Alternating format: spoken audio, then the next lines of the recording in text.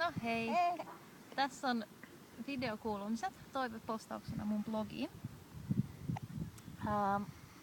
Tää on itse asiassa 4. otos. Ekalla mä sekoitin sanoissani. Tokalla rupesi vauva juttelee vähän turhan paljon ja vähän turhan äänekkäästi.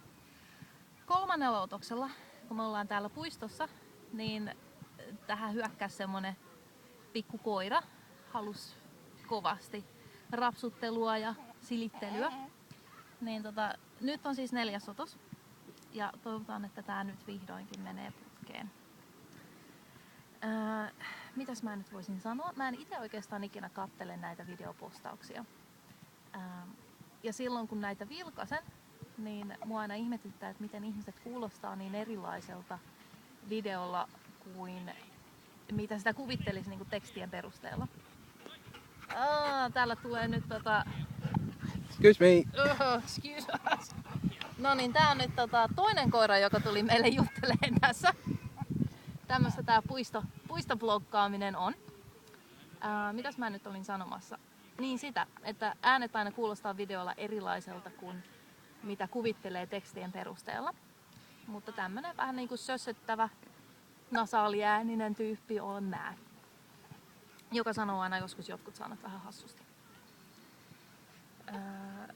Mitäs mä voisin muuta sanoa? Meille tänään muuten tapahtui semmoset jutut, että me lähdettiin kaupungille käymään ostamassa vähän tarvikkeita meidän Suomen matkaa varten.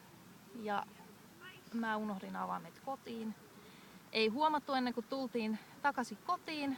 Ja vauva oli nälkäinen ja kaikkea muutakin. Ja tultiin kotiin, mä rupesin kaivaan avaimia, joita ei ollut missään. Ja ne oli jäänyt sisällä. Ja me jouduttiin sitten soittamaan mun mieheni vanhemmille, tai äitille ja hänen miehelleen, että he vois tuoda meille auton avaimet. He asuu noin 0,5 tunnin ajomatkan päässä meiltä.